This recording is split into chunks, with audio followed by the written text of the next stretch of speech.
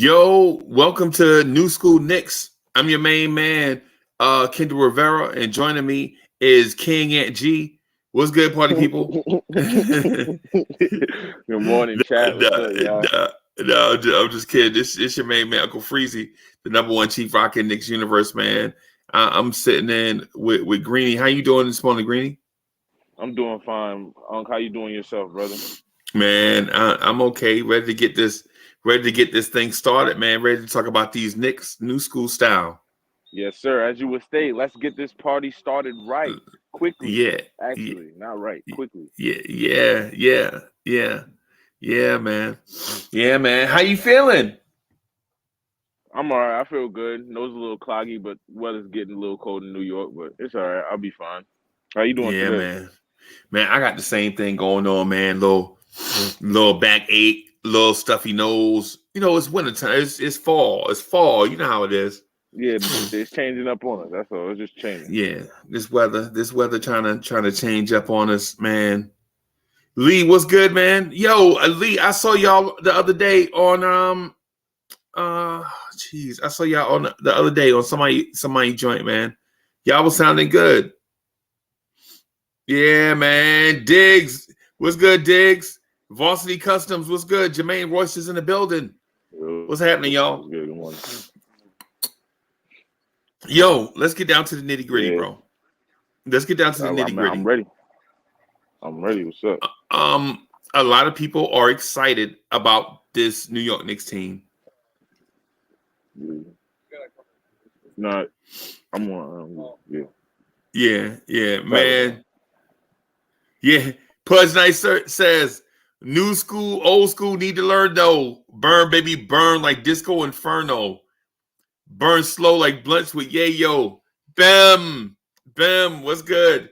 Yeah, I saw y'all rocking, bro. I saw y'all rocking the other day, man. I was proud. Yeah, man. Greeny, why are Knicks fans so excited about this Knicks team, bro?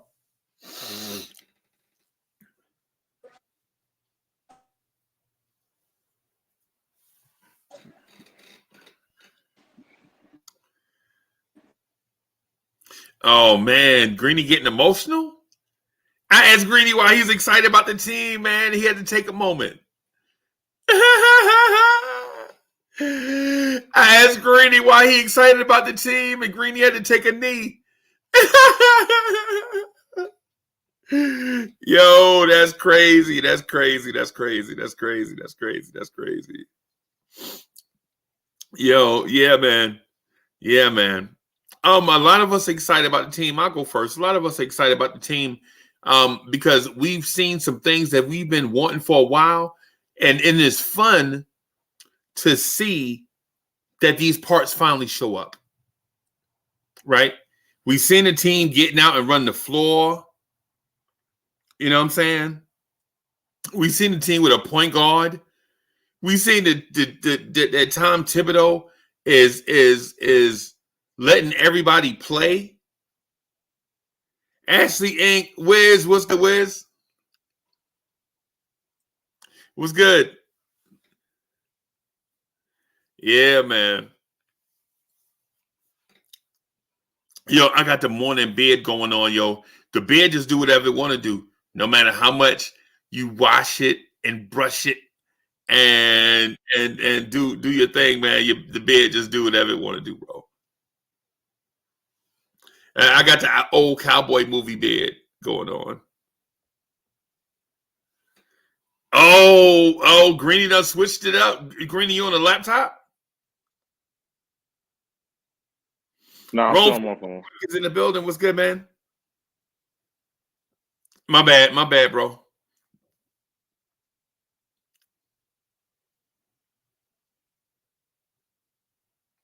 Yeah, man. So a lot of us are excited about multiple things. We're not getting the same old Julius Randle. Right? We're not getting the same old Julius Randle. Julius Randle looks like he came to play, right?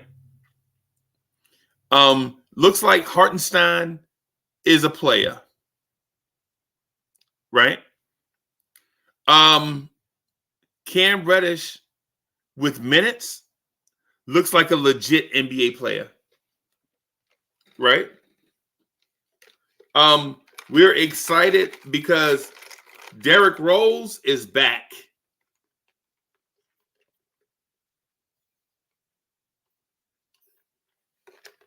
Right? Mm-hmm.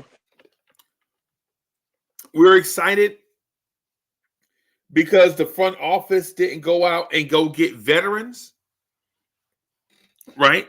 But at the same time that they did not go out to get veterans to block these kids are proven when you give them minutes, they can produce. Right? Right? Mm-hmm. Yeah, man. Yeah, man. It's a lot of things, man. It's a lot of things. And you still hadn't even seen Quentin Grimes yet. Jay Busby in the building, Julian Blum in the building, Rome Fall Rock. What's good? When Grimes come back, it's gonna change the whole game.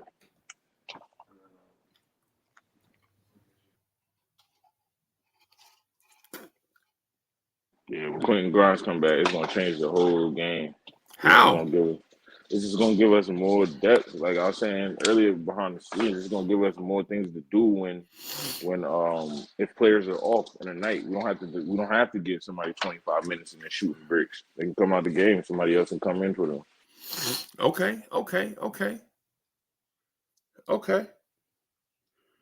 Yeah, man.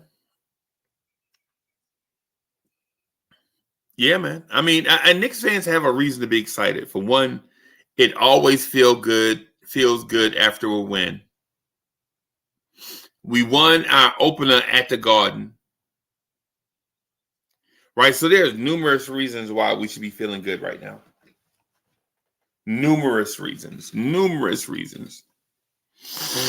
Right? Numerous reasons.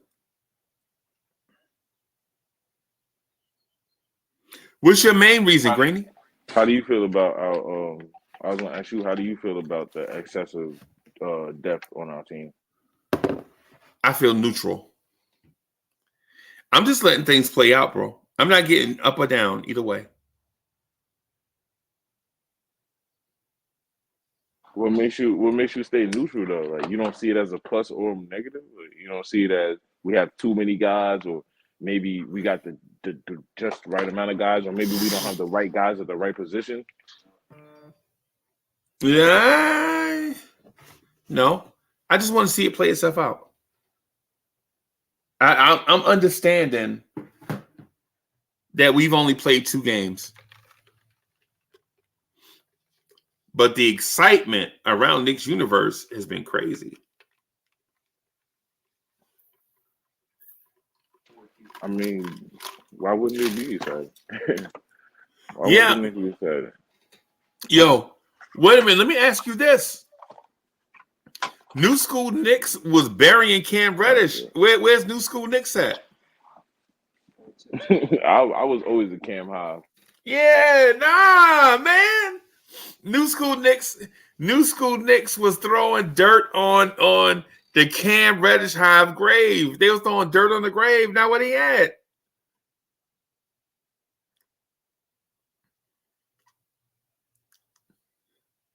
Greeny, this feel weird, Greeny. This feel weird, bro.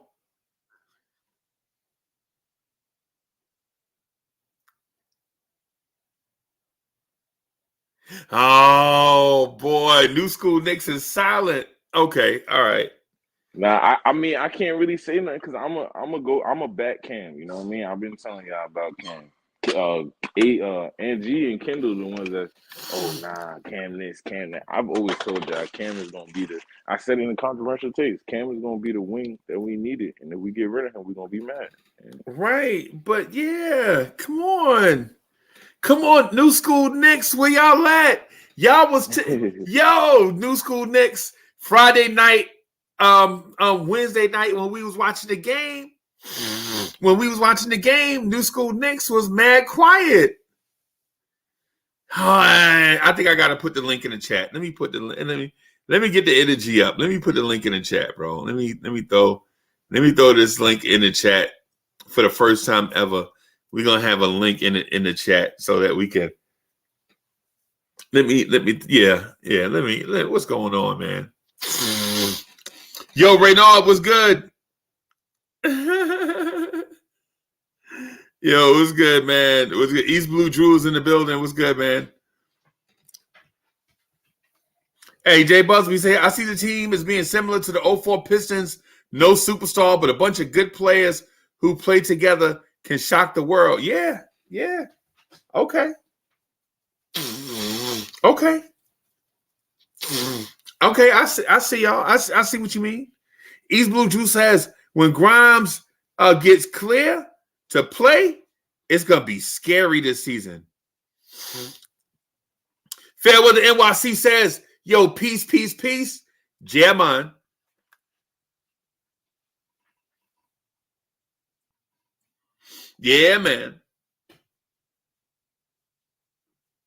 Yeah, man. I don't say it Greeny. So listen, I'm a conscientious observer, right? I'm just observing. I'm just looking, right? I don't have an opinion either way, right?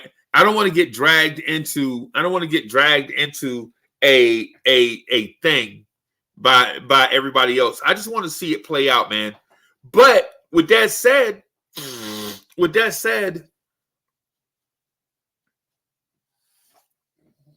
what would it take for somebody who's just observing to all of a sudden get head over heels excited?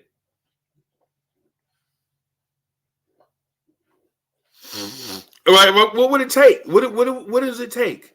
What would it take for fans to get head over heels excited? Yeah.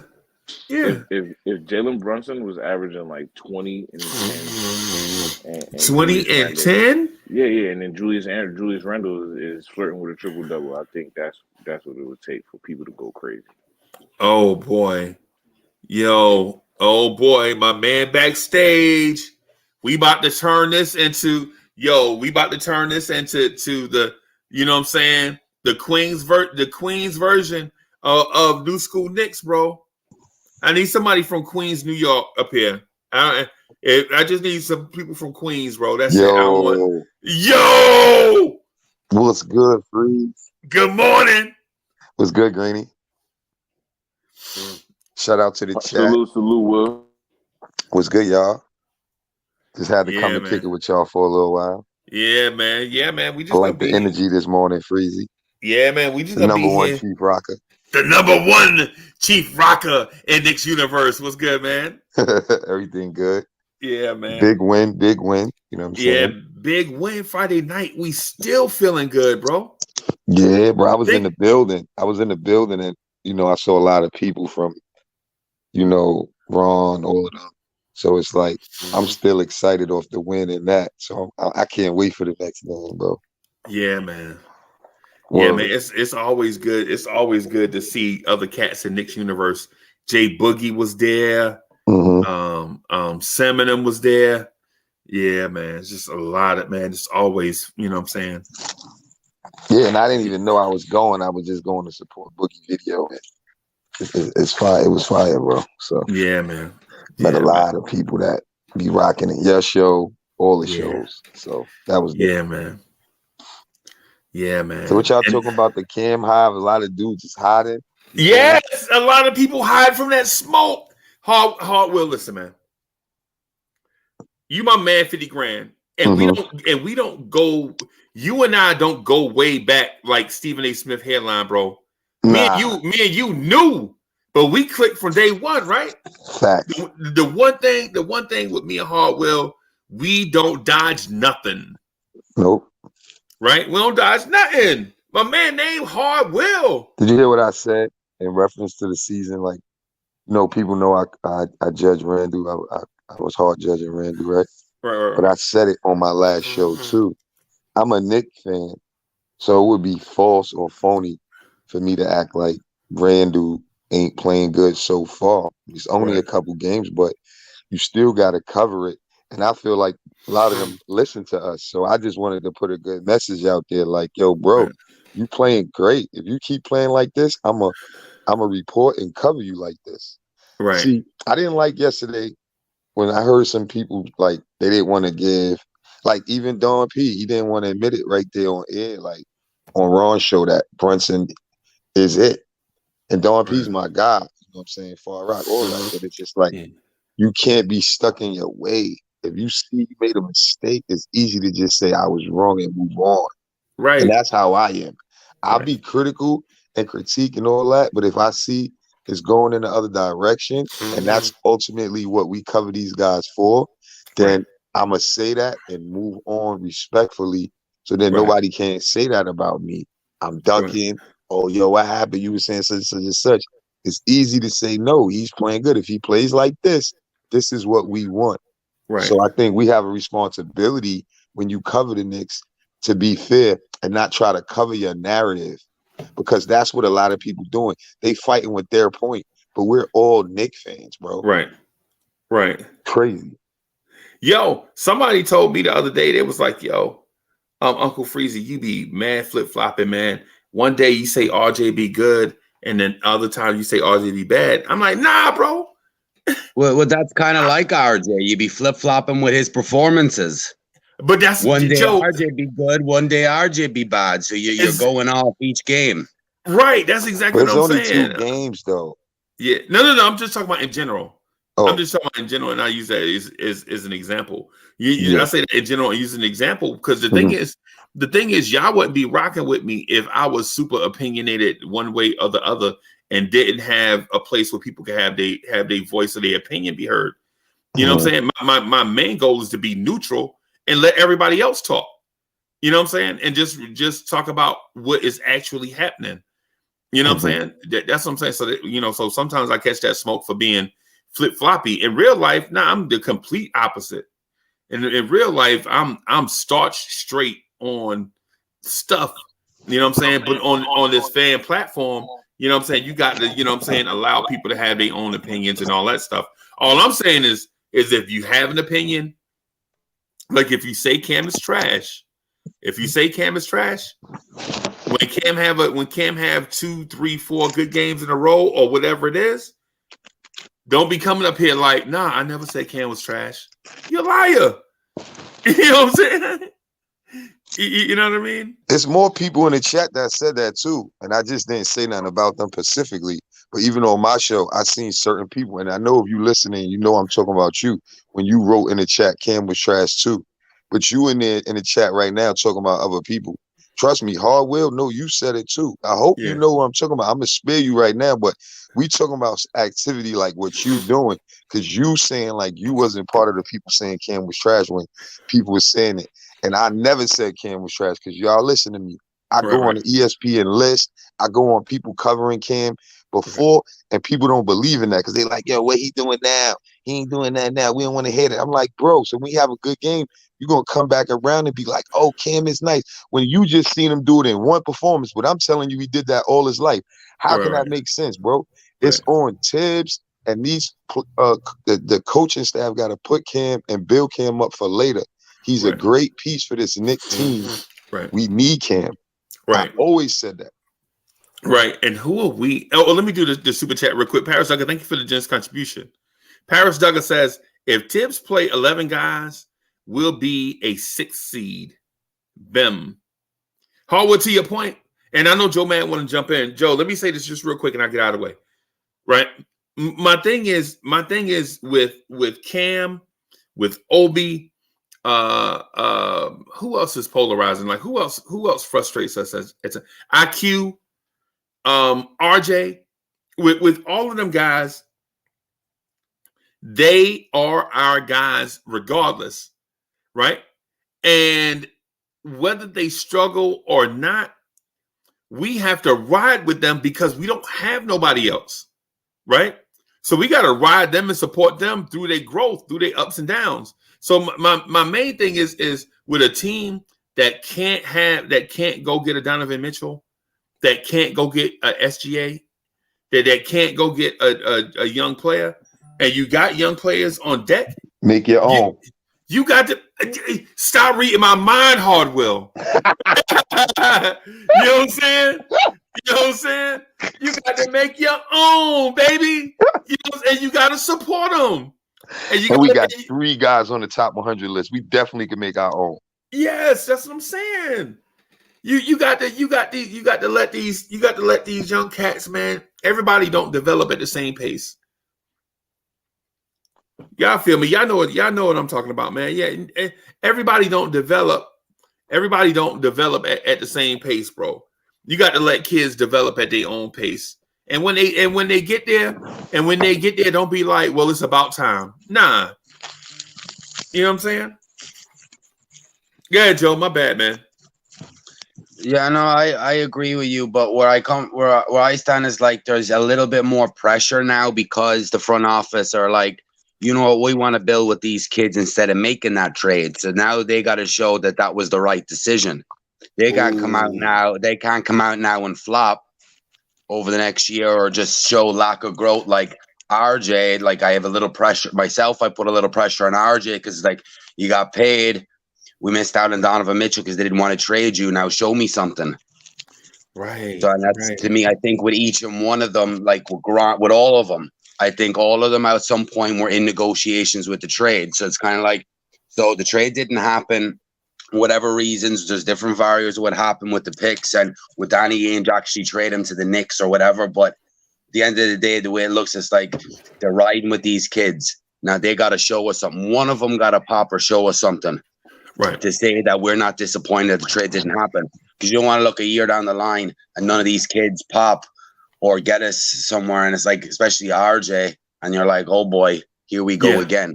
Knicks out in another move. Here we go again. Now we're waiting. Yeah. So I blame that on the front office. And I mean, I hope RJ, grow at the pace we want him to. But when you willing to trade all your guys and now you turn around and be like, oh, these are the guys that we going with. That's kind of crazy. Yeah. So it's like you gotta take that into consideration.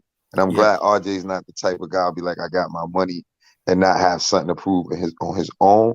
But I feel like, that could be another setback because how you moving. Like Freezy said, if your intention was to do that from the beginning, if we got all this talent, then we should have did that because the way they was going didn't prove the win. Right. Then you want to move everybody and make it public that we all know you trying to move everybody. That was pressure on the players. Right. They did that to the players. So what if the players feel like they're just gonna keep doing what they doing? I mean, RJ ain't like that to be tit for tat because if he ain't like it, he could have just, not took the money, even though he made the right decision by taking the money. If you ask me, I'm just saying it wasn't right on how they do it. It is a business, but you can't turn around and expect these guys to be.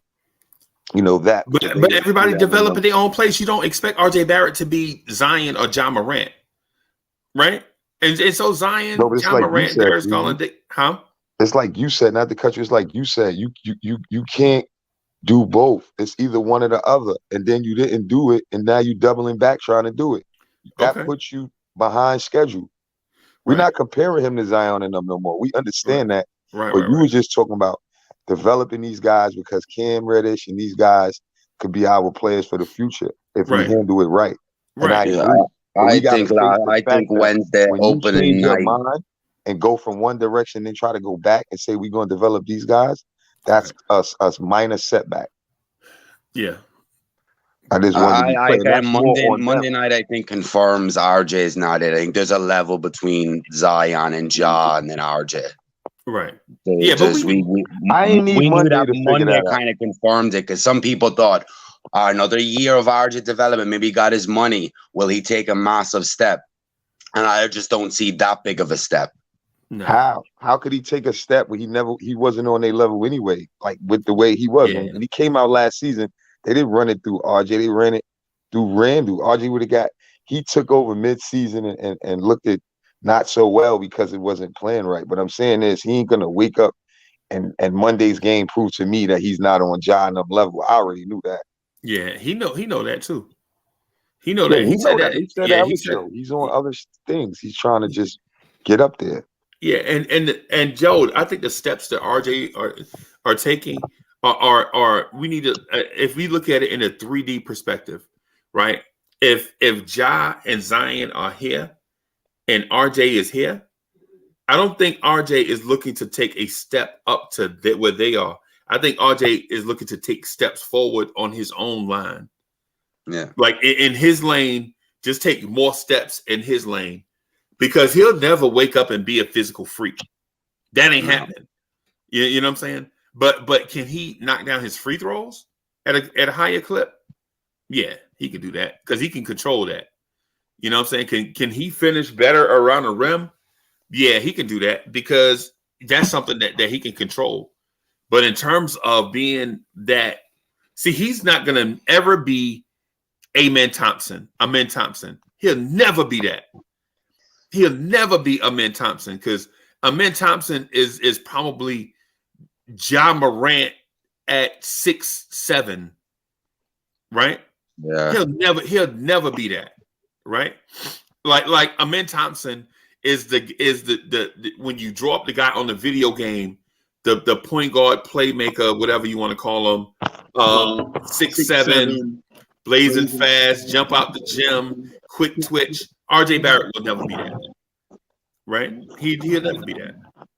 But RJ Barrett can knock down his free throws. He can get better on defense.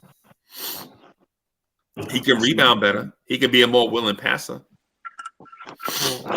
What's good about RJ the thing with RJ is I wish there was a little bit faster of a development where the defense has not really got better. If anything, it hasn't looked, it's got worse over time. And I guess that's maybe because more of an offensive load last year. But with that said, it's like he talks about wanting to be a better defender. And it's like on this team, we need a perimeter defender. And RJ's meant to be that guy. But he's declining in his defensive issues. And I guess he's getting a little bit better offensively. But I just wish offensively, finishing to his right hand is just not good. It's like the scouting report's too easy on RJ Barrett. It's the same since he was in high school.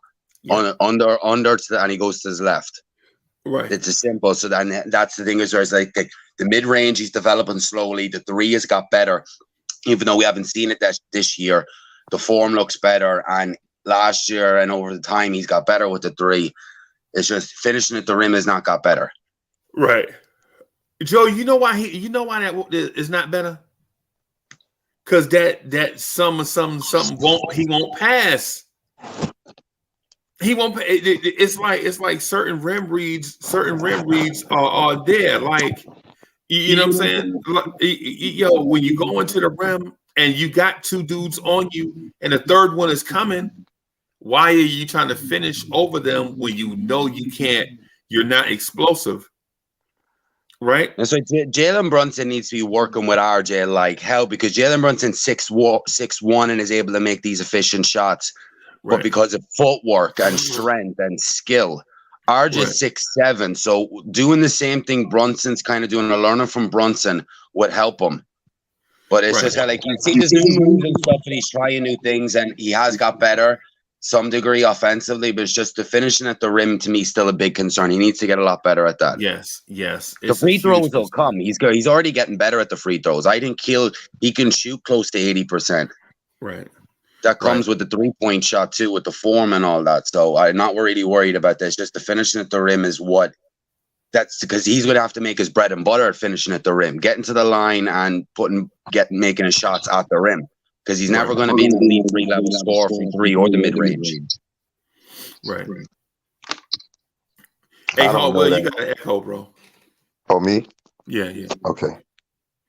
So the thing with RJ though is if he wants to be considered in that upper echelon of players that Jason Tatum, and I'm saying discussed with, I'm not saying being good as, because there is a difference if you hear it. If he wants to be in that conversation of the next level player, he's got to not hit Joe. Because to your point, I understand what you're saying, but he's got to be in that conversation of 85% from three. I mean, from the free throw line, right? He's got to be in that conversation. Like I saw Jason Tatum last night, and RJ Barrett is not Jason Tatum, okay? But if you're talking about the impact on your team, RJ's got to get to that 83, 84, 85% type level, because if you're going to go to the free throw line as much as RJ Barrett, you got to convert at that level, because if RJ goes to the free throw line and basically shoots around 75%, the other team won, right? Because think about it. If RJ goes to the basket and finishes at a high clip, is always getting those 2 points, right? RJ wins. And then if he gets an and one and converts, that's icing on the cake. But if RJ is constantly going to the rim, right, and then is splitting free throws, make two, miss one, make two, miss whatever, the defense win. Because if RJ Barrett, instead of getting 2 points, gets 1 point, the defense win. Right?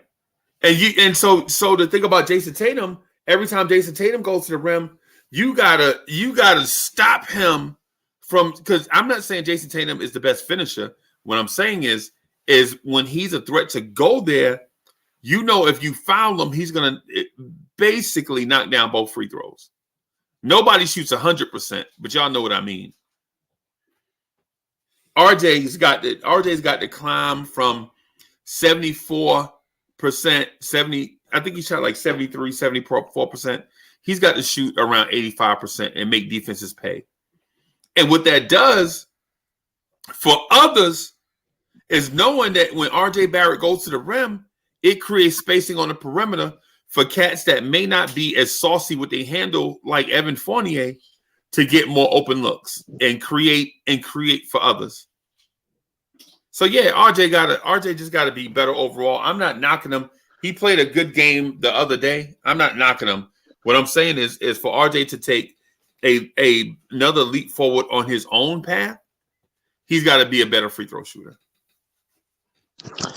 I think in reference to RJ being better is what you said too a little while ago about how he forces the issue. And when you play like that, it's kind of like how he said too about he got to learn to see Brunson. I mean, Brunson's game is going to help him, but I think when he watched, he picked up a lot of bad habits already, trying to like shoot on two guys. When you draw a double, kick it to the open guy, and I don't think that some of these guys don't know that. It's just that a lot of guys wasn't doing that already. Right. So when you have a guy doing that on your team, it's like it's not picked up well. It doesn't carry over in a good way.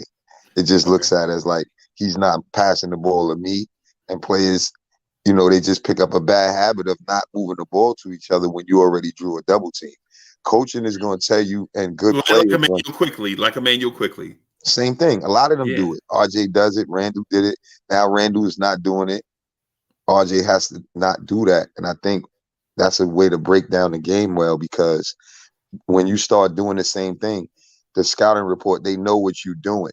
And when you don't show them that you can combat that, and that's not a good way to handle you, then they're going to keep sending a double at you because you're not making good plays out of the double team when it comes let me ask you a question about that then real quick. Just I'm gonna read Paris Duggar contribution super chat. Paris Duggar, thank you for the generous contribution. Paris Duggar says you play 11 guys every game to keep us fresh physically, mentally, and spiritually. It also reveals the best five that night on this roster to win that game. Well, let me ask you this. And I want to ask this to Joe also, right? At what point does a player's determination and will to impose their will on another team by doing something that they feel like is good at becomes selfishness? Because you got to make reads, and if you think you're good at something, it's like Randall, for example. We know he's 20 and 10. But he would still get 20 and 10, but then lose the game at the end because of a bad play. But I think the difference in this year is going to change that too, because Brunson is taking off a lot of pressure from Randall bringing up the ball so much, because he's not that player that's going to bring the ball down and still be able to score. He's not that type of level player. So it's the same example that when we break down Randall like that, right? RJ too. You have to know that if you're a threat, then it should work. It shouldn't turn into you just forcing shots. Do I Okay. still sound bad, or I sound better? Nah, thought you sounded okay. Okay, cool. Li- I just wanted to make sure because you said I was breaking up. So that's my point in reference to what you asked. If a player is making the correct play, meaning like when you draw the double team, that means if you don't score it, it was a man open. Yeah. If you still try to shoot it, facing the double team. yeah, it's like you being aggressive and it's not working. And then you allowed to have a couple of those in a game, but RJ is doing it too much. Like for instance, the game where we lost by 3 against Memphis, but he took all those shots. My take was he could have made a couple other plays for somebody else when he took those shots, and we could have won that game. So that's the same thing. You can't think you that much of a threat to make that turn you into forcing shots. You got to turn that into winning plays because the shot is not always going to be there. You know what I'm saying? Right. You got to see what plays developing in real time. If you got somebody on you, like when Randall had Ivy on him, or Randall had a player on him in the box, he just turned his shot. That's a part of knowing your dominance is there. Now, say the double team comes in real time, then it could be somebody right there he could make the little pass to. And if they pros, they supposed to knock that shot down. That's the difference right there, where it's the read. It's not who you are. Jordan passed to Kerr to make big shots. He passed to BJ Armstrong. You know what I'm trying to say. You get my point. Yeah. Nah. Let me first bring in. Hey, Rivera's in the building. New School Knicks. Okay. Hey, my boy. Let's get it. All right. So the man right here. I'm gonna move out of the way for the sake of continuity, so New School Knicks can do it in a new school way, right? But let me just say this just real quick, Rivera. It did seem like you was dodging. It seemed like you was dodging some smoke, bro. It seemed like it seemed like you know what I'm saying, there was smoke in the air. And yeah. How you doing this morning, though? Fall Rock don't dodge smoke, man. Come on. Definitely don't. Blame Starbucks. Blame Starbucks. Right.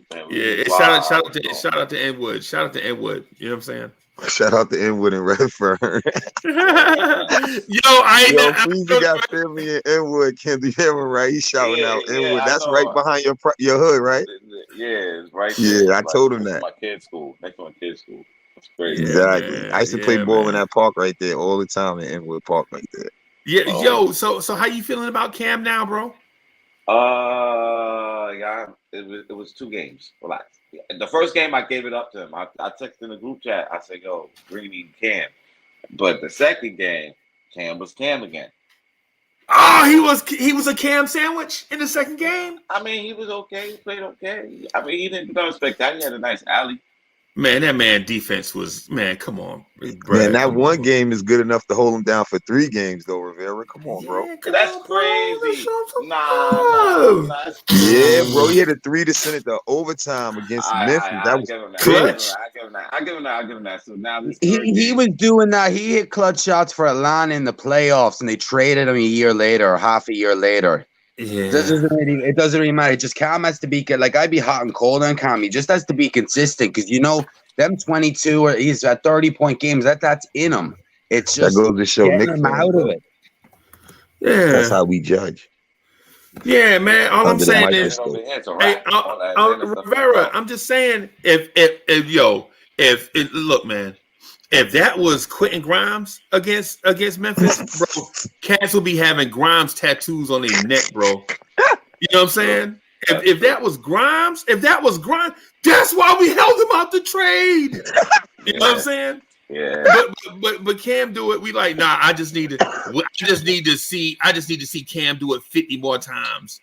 You know what? If Grimes had did that, bro, cats would have legit been so. You know what Cam showed? He should be a future Knick because we need a wing with that kind of talent. And y'all got to take this into consideration. This is what y'all don't do. Y'all got to realize that when a player like Cam or Obi show out in a small window, they doing that under mad pressure. And I'm not making no excuses. I'm just telling you, it's a different with RJ Barrett, Randall, all of them dudes. When you start talking about Cam, and because when you see Cam have a little, he do his thing, you got to give him his kudos, because you want your Knicks team to have a player like that on the team 3 years from now. Imagine how he'll play. I'm just saying, I will say this though. The lineup looked better with Cam in it though. The lineup do look better. And I just want to point out though, the game is much fun to watch with Obi. I like what's the name is doing. Randall's playing he's playing the team ball, but the game itself is just so much fun to watch with Obi. Nah, see again. Let me just. I just want to throw this out there I was just about to vomit. Excuse me. I was just about to vomit when I hear the Obi stuff. Listen, my thing is, and I know this is a new school take, and I ain't trying to throw, set no shade at new school Knicks fans, bro. You got to break up Emmanuel Quickley and Obi Toppin, bro. You got to break them up. Because, I see what you mean, though. Because the only time you see Obi have a good game is when Quickley have a good game, and it's not fair to Obi that his career is tied to whether Quickley is balling or not. It ain't fair. It's all to do with full court too. When they let him like get turnovers in the running, and he's having dunks and alley oops against Memphis. There was none of that. They weren't allowing him doing it. So Obi was useless. We took more shots in 48 minutes than we took in 48 minutes against the Pistons. You know what I'm saying? Now I know when you look at the total number of shots, it looked like we took more shots against Memphis.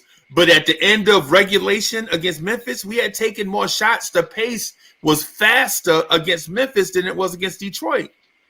Now, and I know what you say, and listen, and I might be wrong about the number of shots and the pace of play, right? Because you might miss in the half court and get some rebounds and putbacks and that. But what I want to say to that point is because I feel like you're absolutely right about the pace of play with Obi, but I just feel like if we had if we could take Quickley out of the equation and just have it like be a Quickley and D Rose type situation, or a Quickley and Brunson type situation, or Obi and Obi with any other point guard that wants to run and distribute and play and share the ball, I think you see Obi ball out more.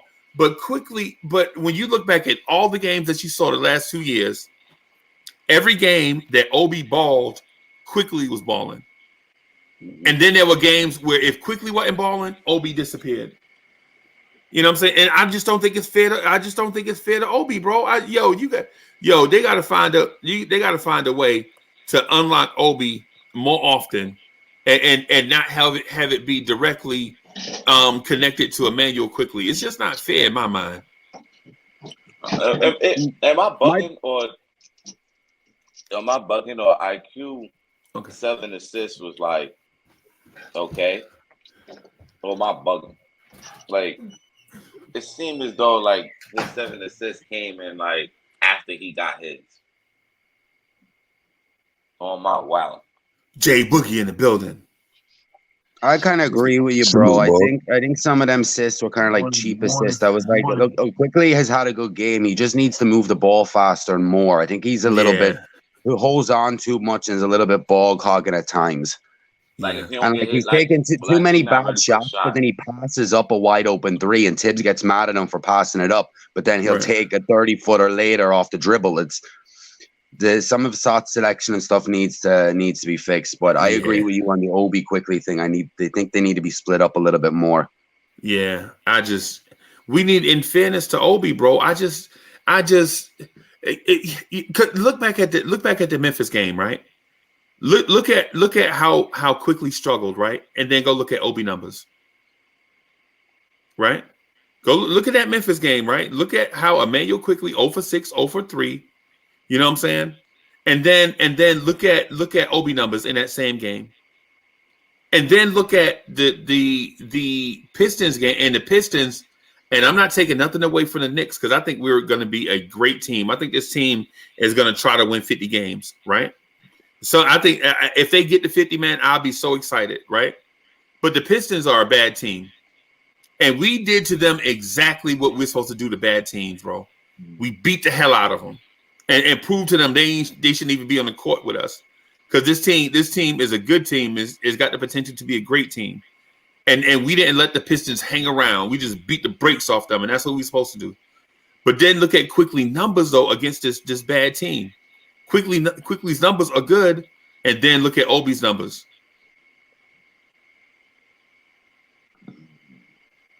Which are very good. They had, yeah. What was your point? Yeah. The thing about Obi, and I think I made my a full of, because I want to see Obi play at the same time, though. I don't think I trust them. And I think my full evaluation in the Memphis game when Randall fouled out in overtime, I was shouted at the TV like 10 times, don't put Obi in. Don't put Obi in. Don't put Obi in. And I'm like, if I can't trust Obi in that game, I don't know if I can trust him. I think he's an energetic point player. There's a good player off the bench, but as a starter or when you need him in a half-court setting, I don't think he has any value. Yeah, and a lot of that too is because. Oh, I'm sorry. Hey, Jay Boogie, what's good, bro? Good morning, gentlemen. Happy Sunday. Blessings of health and safety to everybody. Shout out to the chat. The greatest people it is in the world. Don't get no better than this orange and blue. Real quick on that topic, I think we have to let the team format and come together. You know, the first step is we see that Tom has opened the season up and he's playing people. You know what I'm saying? Right. He's showing that game one. He showed that in the preseason. He showed that game one. He showed that game two that he's playing people. You know what I'm saying? So it looks like we're getting over the hump, you know, wondering who's going to play, how many minutes and all this and that. People are playing. So that's the first step. Second step, then he'll figure out, you know what I'm saying, game time moments of what's best for the team. You know what I'm saying? I'm believing in Tom this year. I'm on record saying, you know, he already don't have the 3-year guarantee. 4 got to bring 5. Before 4 to bring 5, he got to do what he got to do in this right here. But I'm not going to be long-winded. I just wanted to come up here and share with you a couple of things. You know, it was a historic, epical night. You know what I'm saying? It was better than the BET Awards. This is the podcast awards to get together with so many legendary YouTube members, you know what I'm saying, from all types of places, different places and everything. I want to shout out everybody, you know what I'm saying, from the Legion. I want to shout out everybody from the Legion, from the Ron Steele Knicks, to the Hard Will, my brother, he was there with me side by side all day long, you know what I'm saying? So shout out to the Queen, shout out to to Sim, Food Network, you know, Julio, all the way to the Knicks Fan TV, to the Omni fans, everybody, Die Hard, and anybody that wasn't there, shout out to all y'all that was still watching and you know, format the game. But I want to say to you, Freezy, especially, you know what I'm saying, it was a lot of people. I know I came across these 15 people, you know what I'm saying, that spoke to me of you, and you know what I'm saying, your show, your network and everything, you know what I'm saying. So I want to put it out there to you, Divine Show down for this in North Carolina, even Worldwide L. Yeah, Worldwide L, and Fulio, when it comes time to, you know what I'm saying, to be in this area in Atlanta and Charlotte, you know, we got the format and put together something where it can be epic. We can't miss out on the opportunity. And like I said, a lot of people were talking to me about your show and everything, but the highlight thing of it, you know what I'm saying, I was able to get back there into the family room and mingle for about 15 minutes with the guys on the team and stuff right there and talk to them. And the exact words that I got from Deuce when I talked to Deuce was like, you know, I listen to the shows, you know, and y'all guys be going in, you know what I'm saying? Yeah, but when he told me that, he also mentioned, you know what I'm saying, I was listening to it one morning. So when he say I was listening to it one morning, it just dawned on me, yo, that's got to be the Freezy show. Freezy, you know what I'm saying, really the one that come on. So I say that, you know what I'm saying, to everybody, you know, and you got to continue on bringing your show on in the morning. Continue on bringing it on because you never know who's looking, who's listening. And across the board to everybody, you got to continue on mashing your gas and make sure what you're saying is what you want somebody to hear because you never know who's listening, who's relating, what you're saying, who you helping, none of that, you know what I'm saying? And he don't see that for himself. You never know who's listening, who's watching, and who who really loves you, who really appreciates you and all that, you know what I'm Right. saying, across the board. But I wanted to share that with you, you know what I'm saying, with you saying that, you know, it had to be your show. And I Yeah. just wanted to let you know how much love and people was talking about you on your thing. But I'm not long-winded. I just want to come up here and rock with you and tell you that, you know what I'm saying? I'm on the family lifetime duty, but I'm really on family situation time right now because I've been out of town. But I had to come and share that with you and let you know, you know what I'm saying? Don't think you ain't got no. That's a lot of love right there. I had to give That's a Cam lot a of hug. love. All right. That's So a lot of salute, love. That's man. a Y'all lot of great love. men. Have a great weekend, man. Yeah. And I'm gonna rock back with y'all, you know, later on. Rivera, I Yeah. see you. Green with the I, J Madden, and my brother Hardwell. Man, Them. no doubt I don't get no Yeah, humongous all this right, morning, man. Salute, Book. Jay You Yeah, already Boogie. know, man. bro. Salute. So Jay Boogie, we glad that you made it back and forth like a Yes. cameo song safely. Right? Glad, Appreciate it. man. Yo, man, I'm glad you had a great time, man. I'm glad you had the opportunity to get the footage for your joint, bro. We Right. can't wait to get that joint so that we can play it. You know what I'm saying? And glad to get the Knicks got a dub. And you got to meet and chop it up with Knicks. Yeah. How could this get any better? We'll get no better, What's boy. going on, man? So we got the video footage, you know what I'm saying? We got all this stuff. Jay Boogie made it safe back and forth. The Knicks got a dub. He got to chop it up with the Knicks. I mean, what's going on, bro? This season is magic, bro. It's a You know Nick what I'm time, man. That's what it is. It's a Nick time. Yeah, Don't bro. nobody bring out. They don't It was bring out crazy, man. It was like the 50 Knicks of do. us walking down the block, walking to the game from the spot to the garden. It was crazy. To be from New York and do that, like, I ain't never really did that before. I've been to mad games, but to go to a before and then an after party with people from the podcast that you actually be talking to, Yeah, man. nah, that was fire. That Shout out to Sim. was fire. That's fire, bro. Shout out to That's fire, bro. Nick I'm Fancy. gonna blank out, man. Too. My baby already done popped open the door, man. So I All right, bro. for a minute, Salute, man. bro. Love y'all, brothers, man. All right, baby. Pop. We'll holler at you, bro. No doubt. All right. Yeah, let me do this real quick. So Paris Duggan, thank you for the gents contribution. Paris Duggan says Freezy, Obi, and IQ are plus 30 together the last 30 games. Yeah, man. And listen, man, I'm not okay. What I'm saying is when IQ's game is off, it affects Obi. That's what I'm saying. When IQ's game is off, it affects Obi. And I don't want to have Obi impacted negatively if IQ is having a bad game. Right? Paris Duggan says IQ knows to get the shot right first and then play distributor. IQ never turns the rock over. He rebounds and goes. He brings the passive out of Obi. I get what you're saying. You mean that dog, bring that dog out of Obi. I get that. So IQ needs to be aggressive for Obi then to turn it on. That kind of worries me a little bit. They spent too much time together in the off season. That's what, but It's a little bromance. It's a little relationship, and so if we Quickly had a bad day, Obi has a bad day. It's like a marriage. Right. You see That's what I'm his talking man's about, Joe? though. That's his man's though. Nah. If your best friend going through it with his wife, you gonna feel it for him. Nah, not really. Yeah. That's their problem. I got my own stuff too. Nah, you gonna feel bad for him. You gonna feel it for him. Yeah, and so hey, Rivera, I'm gonna get out of the way. Can you good? You good taking over? Yeah, I'm gonna take it over straight. Oh, okay. You know I'm about to violate. First of all, RJ's 3 for 18 game, no excuse. I was on the fence to defend it, but there's no excuse. Y'all, everybody's right. There's no excuse for that. I think what really happened was he was trying to prove the point that he got the 100 million and he was going against John Morant. And I think he was pressing too much. He was pressing foot on the gas way too much. So there's no excuse for that game. Absolutely no excuse. But what I would say is, can Knicks fans stop overreacting over that? It's no reason to overreact over that one game. Because the next game he had a better game. So I don't understand why one game out of 82 is the season's over with RJ. He's going to be like that for the whole season. We got to stop that. Because if he played bad, if he played good, then everybody would have been on some MVP. He's this, he's that. Like, it's just one game either way.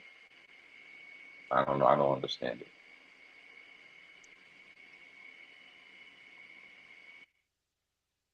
Hello. Greeny? Yo. All right. I was making sure Yeah, everybody here. I'm here, Birdie. I'm here. All I right. was just listening to what you were saying. Cam had a great game. I wasn't ducking smoke though, but Cam had a great game on against Memphis. Cam really had a great game, and the lineup looks so much better with Cam in it. He got the length for us, but definitely he looks way better. The lineup looks way better. Now the problem is Grimes. Like, where does Grimes fit? If Cam's gonna play defense and play offense, where does Grimes fit in that situation? I don't know. I don't know if Grimes get burned. That's true. I was going to say, to that right there, I think Grimes is gonna get burned. I just think it's gonna come I think it's gonna be situational basketball. I think it's gonna be depending on how the game's going, who's scoring and who's not. Like if IQ's having a bad game, but Cam is, then obviously you're probably gonna have D-Rose starting and Cam and Quentin. But I think it's just gonna be situational basketball. I don't think it's gonna be like for sure. Like I think it will just be evenly dispersed. I don't know, because you got 3 potential guys that should be starting, but then you have D-Rose, who's a good facilitating point guard. So I don't know. Like, that's a big question mark for me. I think it's a good insurance policy to have, but I'm still uncertain about it.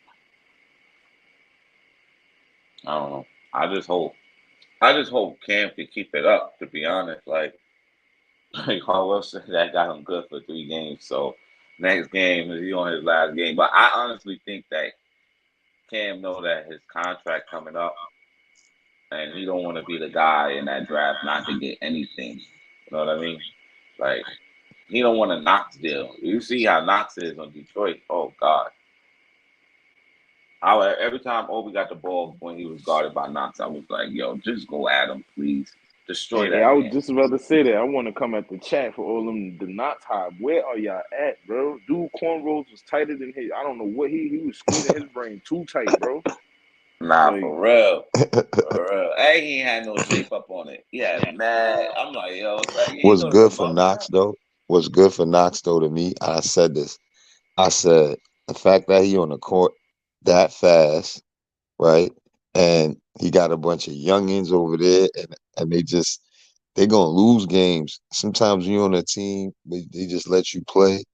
Even though I think Detroit gonna compete because they already, they lost some games, but they competing and they young. So I feel like Knox got a better opportunity than some of the players on our team.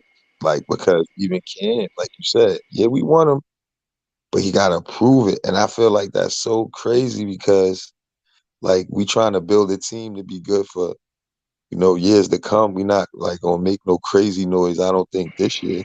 If I'm wrong, then I'll be happy because it's my team. But I Yeah. don't feel like we're going to make no crazy noise. So I feel like Cam is the type of player that you build those dudes up, bro.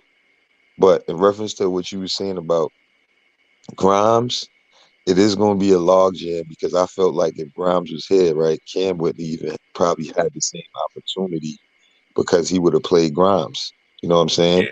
But I think Grimes should go to the 3. I mean, Cam should go to the 3, and RJ should play the 2, even though he's not a great 2 to me.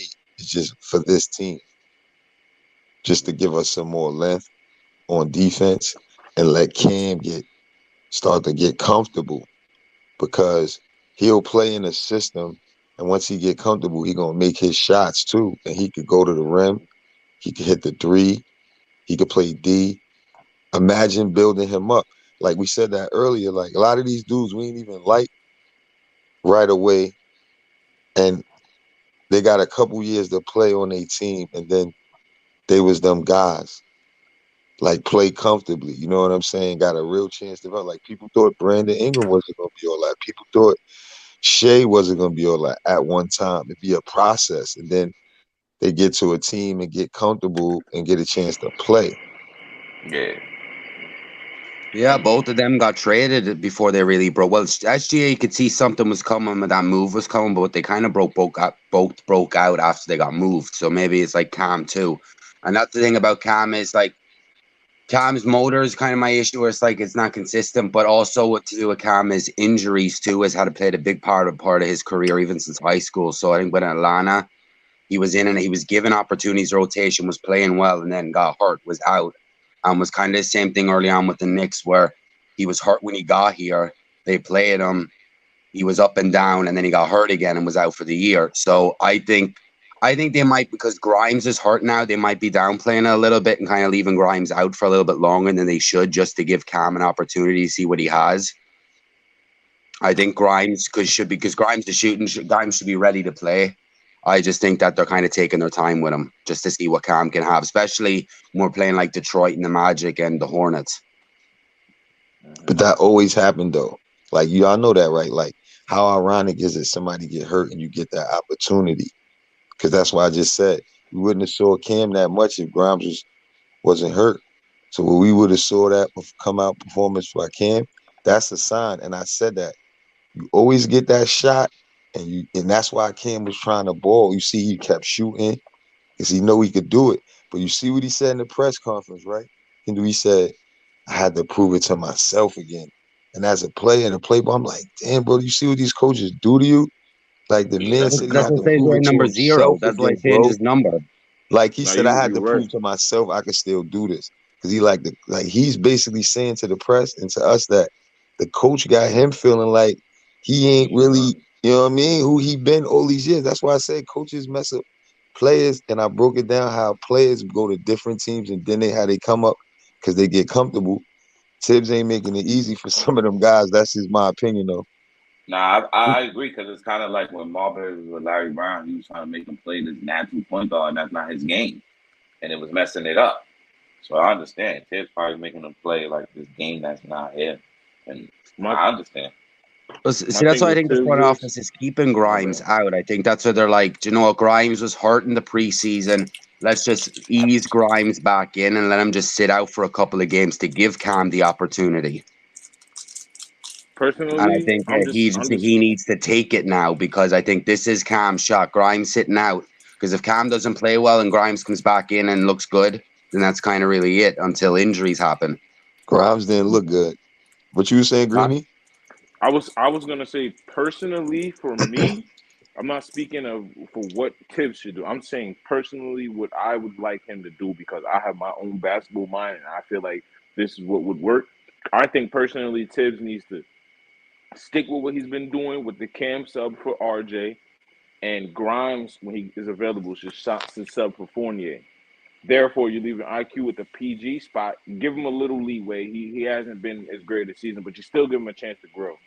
And then, if he's not looking elite, then that's when you bring in D Rose and just bring the energy back. And I think that's how it should go. And I like that. I am for starting D Rose, because he makes Cam Reddish and Obi and everything just look better.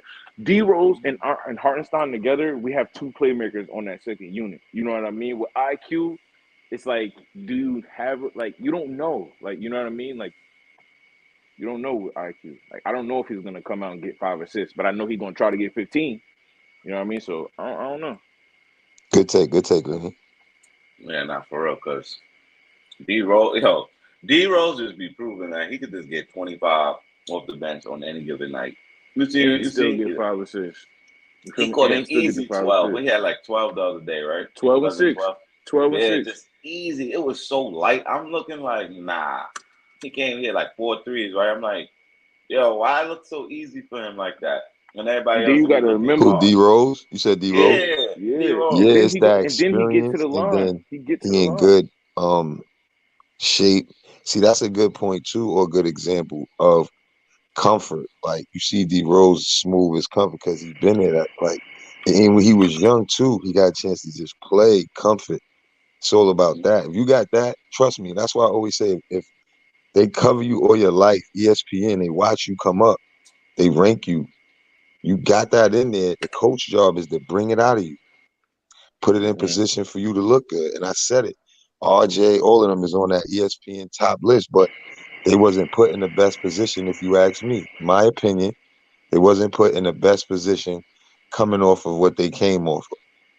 Like, nah, they were supposed to, even Cam, how he was handled. That takes confidence away from young players, and the players that you believing in is older players that ain't getting it done. You disrespecting the young talent coming up. That's like me disrespecting y'all. You know what I'm saying? Nah, bro, it don't go like that. You gotta know how to bring up the young G's and let them shine so they could cook. Feel me? Exactly. And that's why I feel like our two vets is perfect because Fournier is on record in interviews saying, "Hey, my job is to get these young guys ready so they can take my spot," and that's what I want to hear from my veterans. I don't want, you know what I mean? Even though I know my veterans is competing, that's letting me know that my veterans is competing. They're not about to let them get a starting spot just because of their name, or like you said, just because of the ESPN ranking. They're still gonna come in and make them fight for their spot. And that's exactly what we needed. And I feel like it's bringing the best out on our team. Competition everywhere, and the energy is on fire right now. Yeah, see, but I respect what you just said too. But the problem is the coaching side of it. Your job is to make the young players like you see, and I hate to compare us to Golden State. When you look at teams, how they handle young players, or even our older players, can't only say that to the media. They supposed to make those guys better. Like by what they do on the court. That's what make you better, bro. What you see. And those guys really didn't make them better in that fashion, if you ask me. I felt like, even though I see Randall now, he kind of doing college huddles, he doing more stuff to kind of, because that's what I expect from veterans too. But when they see you could play and you playing well and you making good decisions, then you leading by example. That's like when you see RJ going on 2 or 3 people, it's not that he probably don't. He see other people doing that too. And when you see they passing the ball good, you see everybody passing the ball and sharing the ball good. You know what I'm saying? Good play is more contagious, but bad play is contagious too, bro. They go like that. Yeah, And I feel like when you got a player like Brunson on the team that's not going to make that force play, if he is, he's going to score it or get fouled or make the pass. Word. That makes other players do that. Word. Yeah, Brunson don't force nothing. He'd be like, I'm going to score when I want to score. I can score easily. I can do whatever I want to do. He just he score when he has to. Isn't it so nice just to see, even though it's been 3 games and we see what Brunson done with the Mavericks, isn't it so nice just to see a point guard run with a team? We have a point guard. 15 yeah, no, that's why I said, isn't it games? nice? Because it's something we haven't had. Think about it. 15 assists, 0 turnovers in 2 games. Yeah, they was walking down the street screaming, "We have a point guard."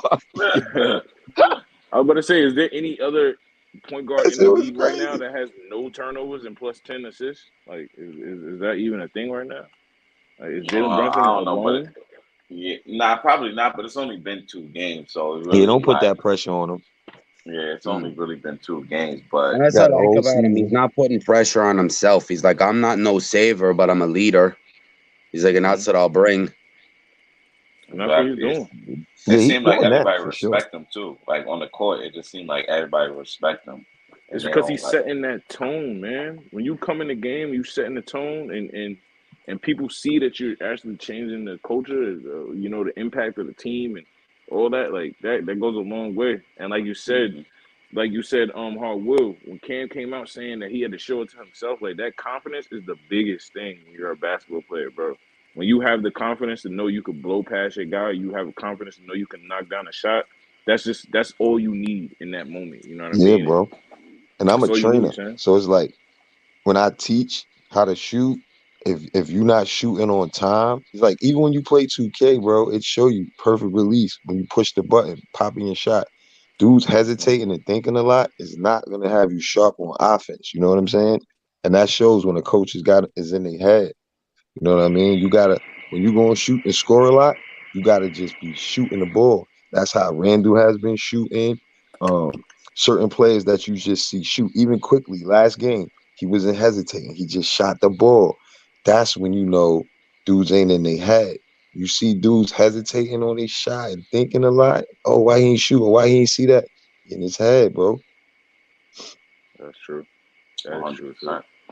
100%. That's why I think what happened against Memphis, I think RJ was in his head just trying to prove a point. That's all.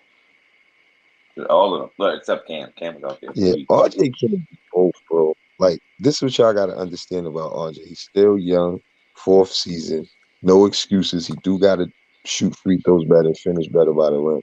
But with Brunson here, he is because he ain't wasting energy like he did last season. You know what I'm saying? And the thing with RJ is he can't do both right away. Like for instance, last season we said he was going to be a defensive player, and we expected him to do good on defense, and he did for a small period of time till he had to pick up on the offensive end. You ain't gonna see a two-way player like that, and like who can even do that in the NBA as a third or fourth year player? Lock you down and give you 30 30 or points. not. Yeah, exactly.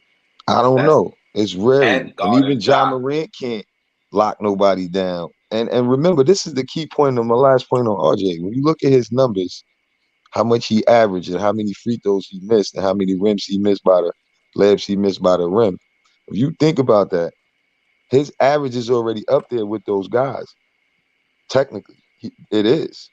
And he's not a jump around type of player where he's not going to get a lot of injuries like those guys. I So was you just got to about to think say about that, that Hardware. and say you could critique him all you want, but look at his numbers and how he got those numbers. He got it out the mud. I said it earlier.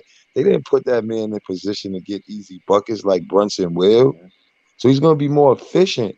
Then you got to remember, he's already right close to those guys' numbers. And those guys just get all a good press because they want them to be the superstars of the league, whatever. But I think RJ's perfect for our team because we don't have a guy that we could just say, get out the way. So with this mix, RJ fits in with this type of team where everybody can eat. That's Yeah, true. I don't think And it'd be like a dominant scorer this year. To be honest, on our team, I think they'll all be evenly, like it's free. the highest maybe 22 points a game, and then they'll put like 19, 18, etc., etc. Yeah, but you're gonna have four or five guys on your team that's high teen averages. You know what I mean? And Yeah, that's when you got a 20 points per game scorer and a couple guys that are getting high teens. That means potentially you have 20 points per game scorers.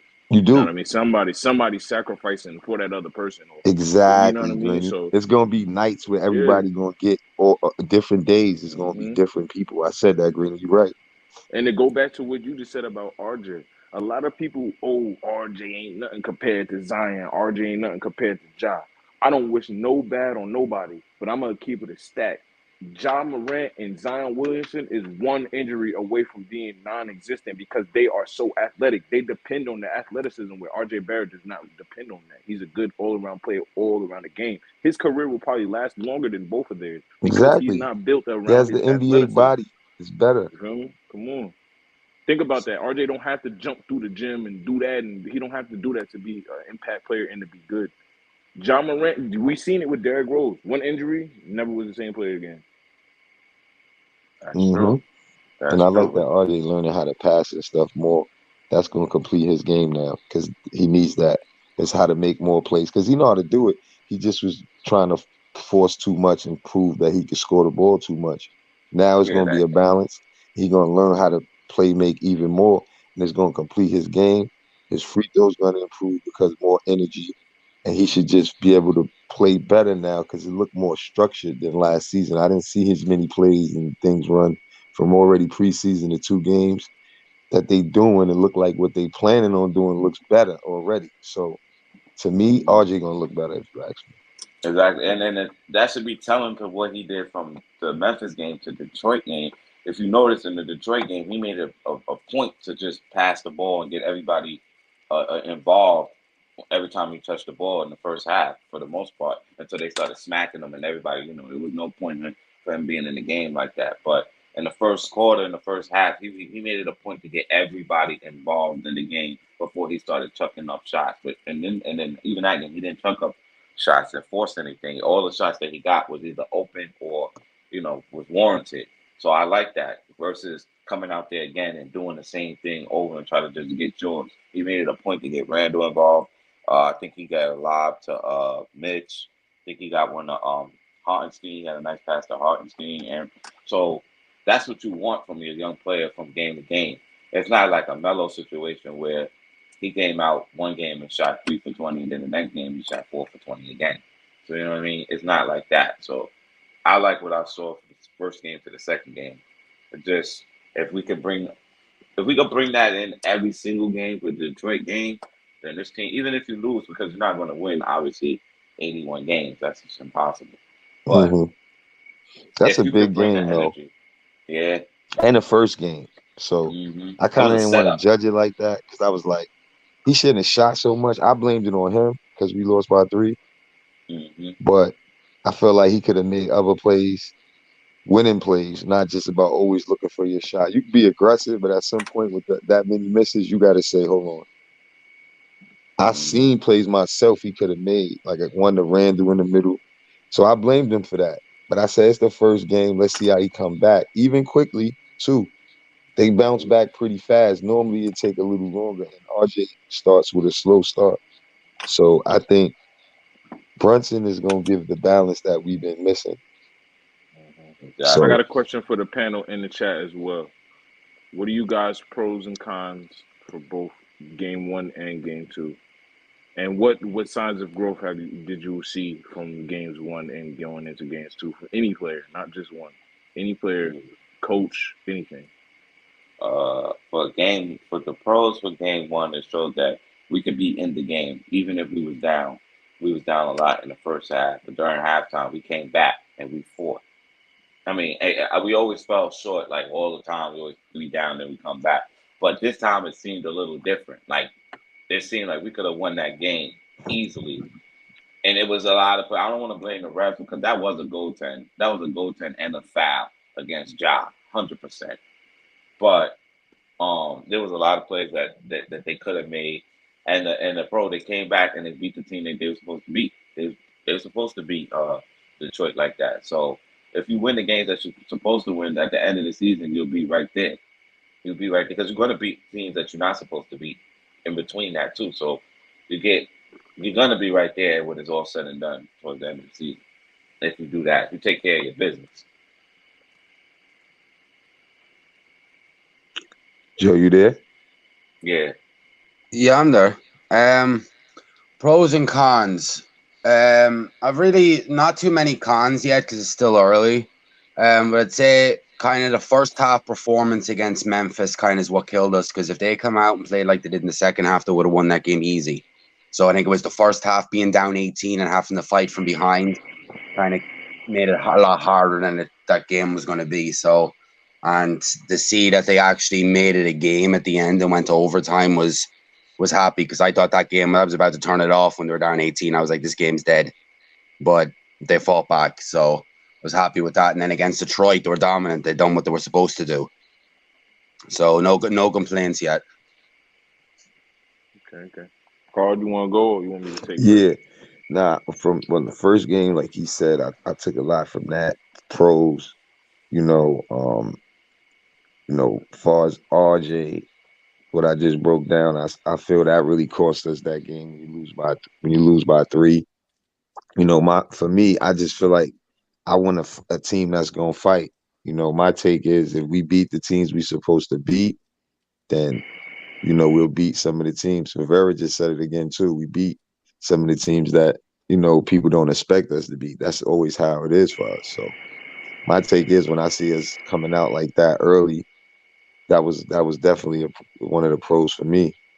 Um, um, like I said, RJ was my main problem, and that's really all because when you lose a game like that, you can't really critique it or try to, you know, have too much bad vibes off of that because it was a good game. We came back, we showed some fight, and last game, um, I didn't like the way he didn't play the starters as much as I mean, excuse me, the bench as much once we went up by so much. That was the only thing I didn't really like from the last game because I feel like to build a team, play the bench when you could. Like if they cut it down to 10 or something like that, then you bring the starters back in. But when it's only a little bit of time, even let the bench fight back and win that game, then you getting them more prepared for the playoffs and things that we really trying to do. Because I feel like Tibbs will have to play them and then expect them just to be great, but didn't play them more minutes in these opportunities that we seen he have. In the Garden, I'm sitting there, they screaming, OB, OB. In the third quarter, we already up. I'm like, yo, give him those minutes. That's what he needs. And that was the only other thing I didn't like. You see, Rondo played, 25 minutes? So it wasn't that, but it was a lot better than I guess. I If mean, it was, Obi had decent minutes though, honestly. But yeah, Rondo it only had was like 25 minutes. I think he wanted to get have him like more. Brunson and RJ in he wanted to have one or two starters in more or less at all times in that game just in case, which I agree with, just kind of like let the kids ride it out. But he's adjusted where the bench are going to get more minutes when we're blowing teams out. It's just their starters are going to be playing 45 minutes when we're in tight games against better teams. Well, not And the that's last why 3 you got to minutes. play the bench.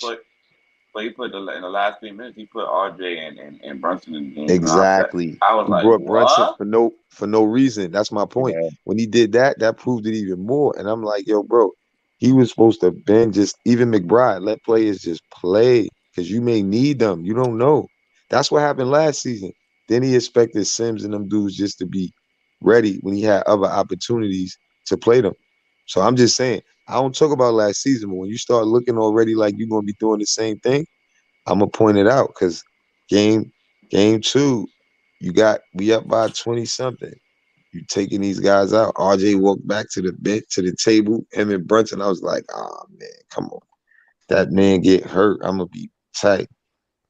Yeah, no, I agree with you. It's like IQ or McBride or these guys should be closing games out. That I agree with, but I do see a little bit of an adjustment when you look at the minutes distribution. Like when Julius and Brunson, these guys, none of the starters crossed 30 minutes, and I was happy with that because if this was last year, no matter what the result or who we were playing, these guys were playing 40 minutes, and Obi was getting 15 minutes. So the fact that he got close to 20 minutes, or he got over 20 minutes, right? Yeah. I think that's what I'm happy about. It's like they're getting more time. Like the bench is going to get a little bit more time. It's not as much as we like, but it's still an adjustment. And it's Tibbs we're talking about, so not too many adjustments really happen with this dude. Facts. But I think he playing for it. Like this gonna be all or nothing. Because he if he don't at least show improvement within himself this year, he might be getting fired. So he got to make an adjustment. It's almost forced. Well, see, I think Leon might be under pressure if they don't have a great start from Dolan because the Dolan, I think, gave Leon the clear light to fire Tibbs last year. So that was Mike, like, go ahead. Here's your chance to get a new coach and kind of restart, and he didn't take it. So if he stuck with Tibbs this year, Dolan might start getting impatient and be like, look, you don't fire him or you don't make a change, you're after gonna go too. So That's deep. Tibbs needs a good start. And so does Leon. I didn't know that, Joe. That's crazy. Yeah, they gave him the green light because there's a lot of people in the organization didn't kind of wanted to move on. I think Worldwide West and some of them wanted to move on, but Tibbs is Leon's guy. That So I says a think lot because I saw Dolan that. gave the clear light. That says a lot, man, because I could see something like that, but I'm from far, so I can't really tell what's going on. But I think that says a lot, man. That's crazy. Yeah, so I think they will have a good start. Like the team looks good. It's just there's a little bit of a schedule there where they're playing like 4 or 5 really tough playoff teams in a row. Well, it's always like that. Why? It seems like the Knicks always got a schedule that is like, why we get all the Sixers, the Bucks, the Nets, the Timberwolves, and some of them teams, Atlanta, all in a row. Cleveland, I think, is in that mix as well. It's like 5-6 games. Mm-hmm. My main takeaways from the games. My main takeaways would be game one, the first game. My main takeaway, I see the resiliency in our team, and the merit system from Tibbs. He lives up to that for that game. And another thing is, I feel like we have the players that need to step up when their number is called. I feel like we have that. The one thing I didn't like, another pro that I did like, even though we lost that game to the Grizzlies, we still had a high, what I think 25 or 26 assists that game. And if you think of it out of context, our point guards really weren't assisting the ball. RJ Barrett was shooting the ball terribly. So that's a con for me to look at. I know that if RJ Barrett would have made more shots, we probably would have been looking at somewhere near 30 assists. And then going against Detroit, we almost had 30 assists again. And you look at that game in Detroit, Julius Randle and Hartenstein had 0 assists. You know what I mean? So we probably would have had 30 assists if you really look at it. The cons for the Memphis game, is that I feel like we would just got out to a little slow start. But like he said earlier, if Grizzlies would have played that second half how they played the first half, the Knicks would have won that game. And I do believe that. Another pro that I see from Tibbs is that his merit system is working. If you go back and look at the first game, I-Hart and Cam Reddish were big contributors. In the next game, those are the first two to come off the bench. So I like what I'm seeing. Tibbs is not just lying to us and just doing the total opposite. Our youth is here. I like Brunson in the first two games. His shot is a little off, but I think everybody on our team will shake the rust off, and I think we'll see a great team this season. I think we improved for sure. Mitch. Yeah, for real. And Mitch was like a dog. Mm-hmm. Mitch was like I'm a little worried for Mitch, not his play, but just the amount of time Hartenstein's getting. He's getting so much, like 40 minutes opening game off the bench. Nah, that like was foul. That was foul trouble. Foul I think, trouble, Joe. bro. Mitch was in foul trouble. Remember, was kept definitely on foul jumping. trouble. Like that's another thing I want to say, yo. They keep leaving their feet. Like they going for ball fakes. Like we gotta stay on. You gotta stay on the ground. Like Mitch was jumping on Ja Morant. He had 4 fouls quick. Like you can't. That's because he was trying to punch his shot. But when you block shots, you gotta jump after they shoot. Like when Mitch blocks shots, you know you can't go up in the air when they go up in the air. Why? I guess he was worried about Ja Hartwell. Morant dunking on him. I don't know. It makes sense though, Hartwell. Why are you jumping before Ja Morant? He's way shorter than you. First, he has to jump the ground. Yeah. It makes no sense, bro. He's supposed to jump when the ball is in the air and cremate it. You're supposed to cremate it like he did when he just went after they shot. He just go and get it. That's it. Yeah, and on top of that, another thing with him is he don't know how to make a stone wall and be straight up and down. A lot of people be like, "Oh, his arms is up." I want y'all to understand. I played center in high school. If your arms tilt over a little tiny bit, it's a foul every single time. It does not matter. Your arms have to be straight up. If his arms are not straight up and the dude hits his body and makes his arms fold down a little bit, they're gonna call a foul every time. Mm-hmm. And you get big, you could get a block. When you get big, you could get a block off of just getting big, putting your arms up. And he don't, like you said, he don't really do it as much as he should because these guys, you just use your length against Ja. You're not on a running start, then you know that's a different situation. But all he gonna do is hang in the air and do some type of scoop shot. So when you get big and then you jump after, you know what I'm saying, Greeny, you still could punch it to the third row. And it makes sense because like you're saying, even if you're not trying to punch it and you're 7 foot, if you put your arms up, you're probably about 9 feet tall now. You just put your arms straight all the way up. Straight up. So like you're saying, if you wait for him to jump and then jump after and just put your arms straight up, how is he gonna come on, bro? How's he gonna contact you and get that ball above your arms that's blocking the rim clearly? You don't even have to swipe. You just gotta put your arms straight up. Now he got to shoot a super high arc floater with contact. Like he's not making that. He's just not thinking. He's not thinking, man. The pro to that is because the next game. That's the nature of being a shot blocker. Because I can test. Like I can say I was like that in high school. You know, like. Nah, you right, Greeny. That's a fact. I teach my bigs that. I know that for a fact. Showed like the fouling, he didn't foul as much. It's just that he didn't get that much minutes because he didn't need to. Yeah, that was a blowout. He had another 3 or 4 blocks that game. What, against Detroit? Yeah, I just think Hartenstein's going to get a lot of time. I just think Tibbs likes the way he plays, just the extra passing on the floor. Like I know he loves this. Like there's the myth Tibbs needs his rim protection, but remember you Joakim Noah for a long time to a big passing center. So I think he's going to use Hartenstein a lot. Where like Mitch is going to get his minutes. Like don't get me wrong, I just don't think he's going to be on the floor for anywhere more than 30 minutes, even more than 25 minutes for that matter. I think Hartenstein's still going to get a lot of time. Even with the starters. I read an interesting article on Hartenstein. Hartenstein chose not to go to college because he wanted to go to overseas and play basketball to work on his skill set around the basket. He said he knew that if he would have went to college in the U.S., that they would have just stuck him under the basket and made him a back to the basket big or something like that. So he decided not to go to college, to go overseas to learn his more skill set of the game. So this is what you're seeing on display because a guy uses his brain. He has a lot of skill in the basket, little floaters and little hook shots and stuff. So he has a lot of craft. I think he's a very skilled big man. The only weakness is his defense. That's about it. Offensively, plus maybe the three a little bit better, but you don't really expect that out of him. But he looks the part to me. I like him. Very underrated signing. Mm-hmm.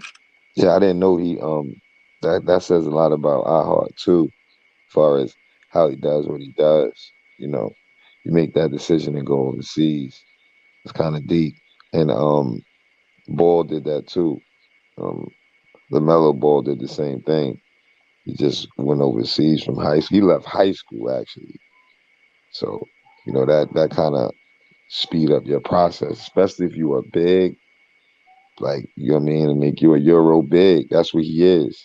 You know what I'm saying? He telling guards and other people to cut when they supposed to already know that, because if you have the ball in your hand, right, you know that the player is supposed to cut, so you could look for him cutting to give him the ball so you could get an assist. So why would I have to tell any of our players to cut is crazy to me. But it's true. It's about IQ, bro. And a lot of these dudes, like how Greeny just talked about simple defense adjustments like that, instead of having Mitch in foul trouble, somebody should be teaching him that, bro. Like showing him that. That's crazy to me. But he definitely don't hold his arms up. He jumping. I seen Brunson jump on one play twice on the ball fake. Brunson be scaring me though. He be on the floor way too much. I be getting scared, like, yo, don't get hurt. But he's a tough guy, taking them charges. That's because Brunson is an actor. You know what I mean? He's a Hollywood player. He's the player that's gonna try to sell a load of stuff for us to get the call. That's why he's on the ground like that. Well, good. We need a player like that because we don't get those. We don't never get those. All our guys don't get the respect from the refs at all. The refs is like fans. You got to be one of them dudes. If you one of them dudes, the refs gonna give you the benefit of the doubt. You know what I'm saying? We got one now. Mm-hmm. We've seen it against Memphis because half of them shots wasn't fouls on Doc. Like half of them times he's going to the line, it wasn't a foul, and I'm just sitting there like, okay, I can see what type of time they on. You touch drive maybe a little bit, and they like, oh, foul. He's starting to get some stuff off. But facts. I mean, he earned it. I can't really say nothing. If you earned it, you earned that. So it is what it is. Hopefully, you're not lying about RJ and those guys. Those guys. You're definitely not lying about that. Brunson gonna get them type of call. You see, RJ started getting them at one point because he started to step up, and then, like I said, refs is fans in a way. They be, oh no, you had your hand on him. What? Yeah. He breathed on LeBron. That's a foul. Yeah. I just want to get y'all all ready for LeBron gonna beat the record in the Garden, right? Just pointing that out. They setting it up. Just letting y'all know that it's gonna be done in the Garden. I think it's actually set up for that. Yeah. I think it's set up. Just like Curry. Well, I hear him breaking the point record. Yeah, just like Curry last year beat the 3-point record. Of course, he's going to come shy of it just the game before. He's going to be like 10 points shy of it, and he's going to break it first quarter against the Knicks. Yeah, just know that's happening. I just want everybody to be aware of that. Because they always do that to us. I don't know why they just always feel like we got to get embarrassed in a way. Like, let them break it in Cleveland. We might embarrass them. I don't think we embarrass. If we win the game, I think that's what we're going to do. I don't think it's embarrassing. I think that it's flattering that they want to achieve their awards on our court. And I always be intrigued as to the fact that these guys really want to play with the Knicks. And then even though those guys are done now, and I don't want none of those guys at the end of their career. So I feel like if they feel that way, even some of the new good players feel that way. And all we got to do is get it together like we doing. And eventually we're going to land a real good player to go in the mix with us. Because we still need a good shooting guard, I think.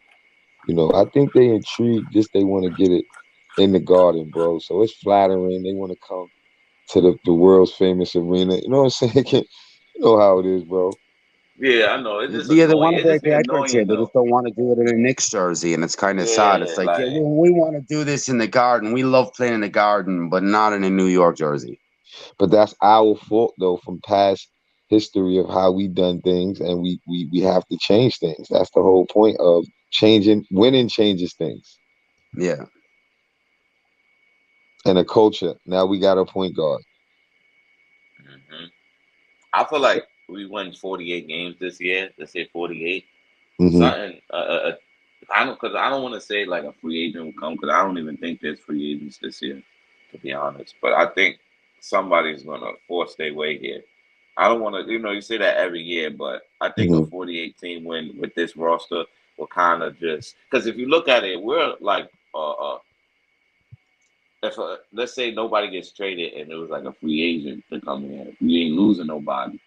So we're like one piece away from really being really contenders in the East. To be honest, we're like really a star away from being contenders. It's not, but we have a great roster. We have Nah, I a you think right. great Jaylen roster. Brown's the next dude in the next All-Star type player is 2024 Jaylen Brown. I don't think is there anyone next year that Yo, might that'll be be looking at. crazy, bro. And Jaylen I think he's Brown. going to leave because they tried trading him too. I think for Kevin Durant, or there was Woo! talks of it. He was kind of salty about it. So I think he's going to walk in 2024. I think there's an issue. They can't max him out because the way his contract was with the raises, they didn't give him a max on his first deal. Kind of the same situation we might have with RJ. If RJ breaks out in 4 years and we're paying him his next deal, we won't be able to max him. So that's maybe another reason why he's going to hit free agency. So maybe there's a chance. And then maybe between now and then or after around that time, we have still the assets for a trade. Because somebody else is going to ask out, it's just can we pull off a deal? Because his team's going to look at us now. Oh, they didn't want to pay up for Donovan Mitchell, where we have to try and fleece the Knicks.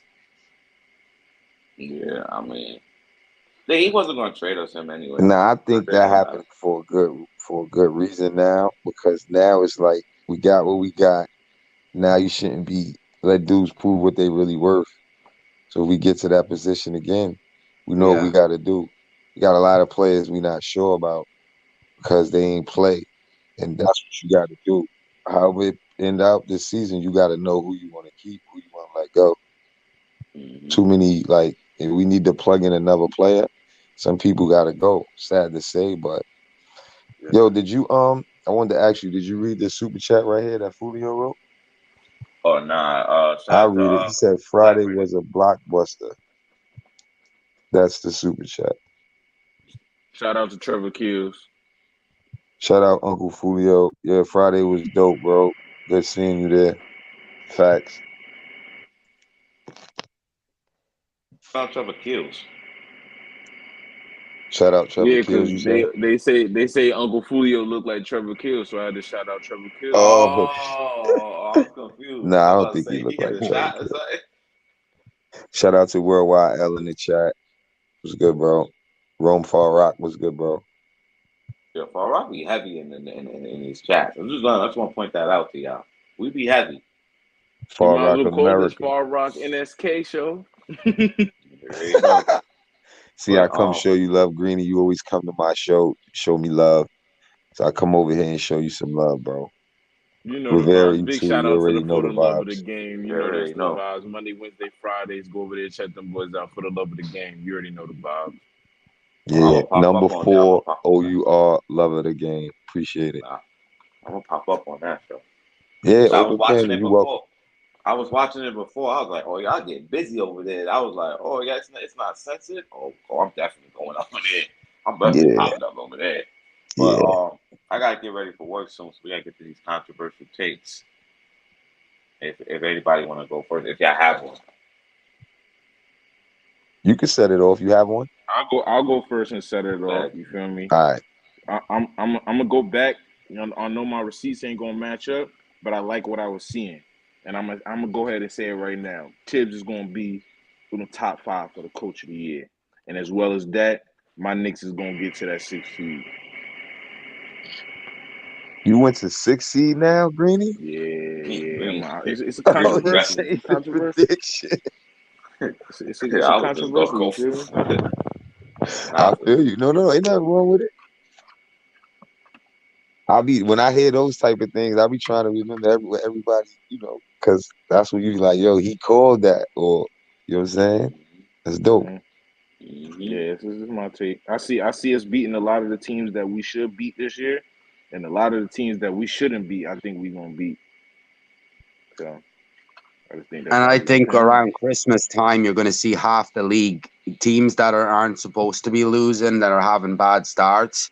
A lot of them might start pivoting because you got a big horse at the top of the draft this year, one of the generations. So that's something to look out for. So when teams start like Washington and the Hornets, and I think like Portland and some of these teams start tanking, there are extra wins right there that'll help us and help the standings. Hey, have y'all been reading the super chats, bro?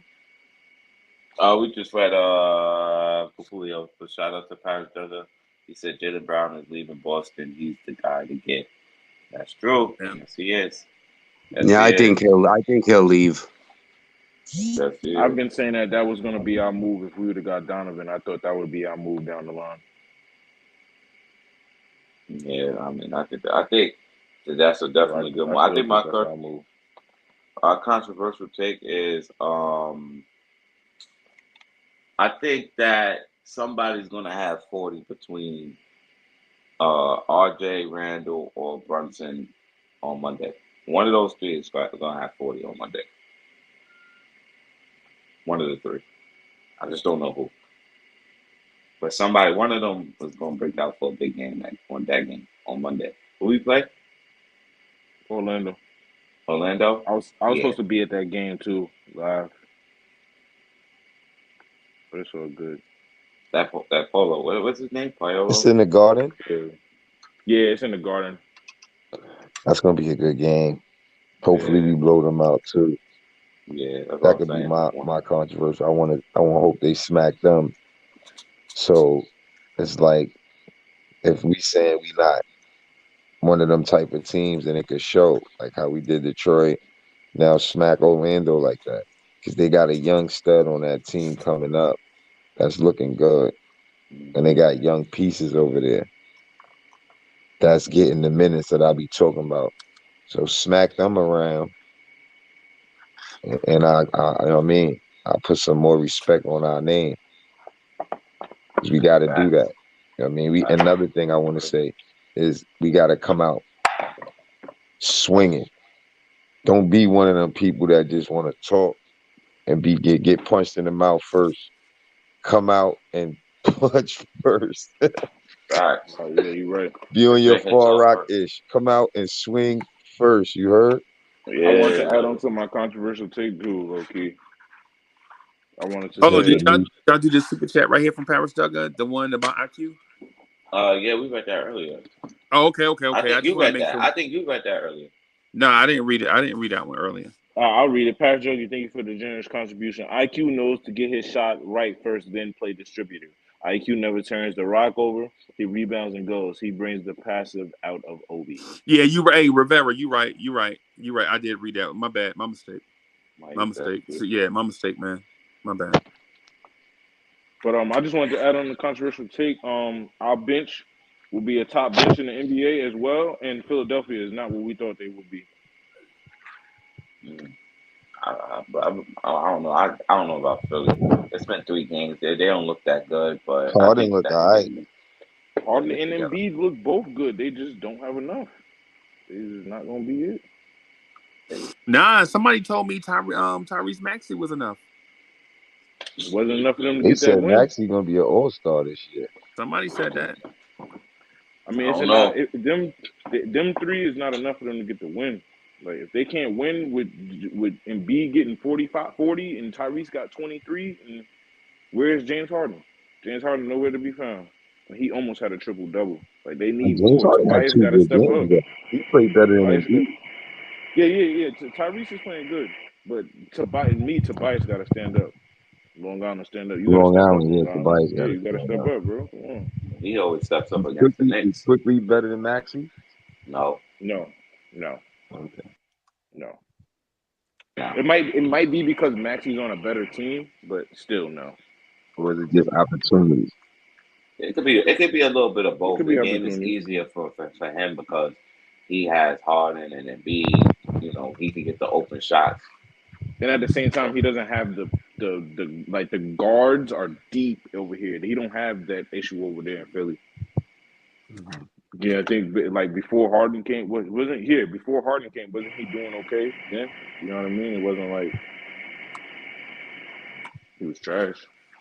And then who was he fighting with? TJ McConnell at that point to start with, or something like that. I think McCollum. Yeah, it could be. It might have been somebody else. I might be wrong, but I can't remember who was their point guard before Harden came. But shout out to everybody that joined. I got late Hartwell. Thank you for joining, bro. Appreciate you, bro. No, bro. Appreciate y'all. Yo, Greeny, can you get us out of here? Yes, sir. You already know the vibes.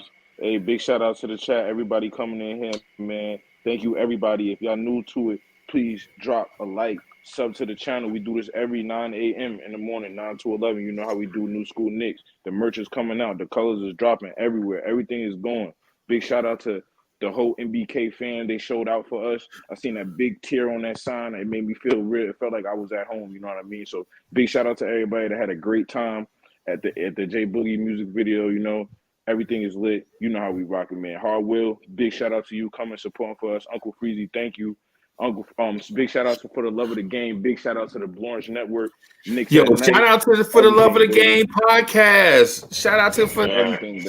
shout out to Worldwide L, my brother, Worldwide L. Shout out to Worldwide L, man. Shout out to Fall Rockaway, Inwood. Shout out to Queens.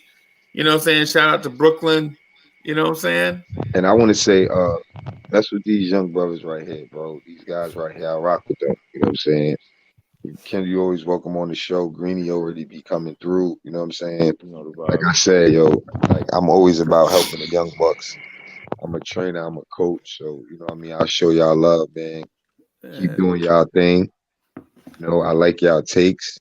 Look like y'all put y'all mind into what y'all. I don't like they takes, bro. I ain't even gonna lie to you. I'm sour, I do. bro. You know why? Sour. Because they do it. Why they hating on Cam? They do it a way where they confident and it's like you can't do this if you don't know what you're doing, or you can't be so cocky if you ain't sure.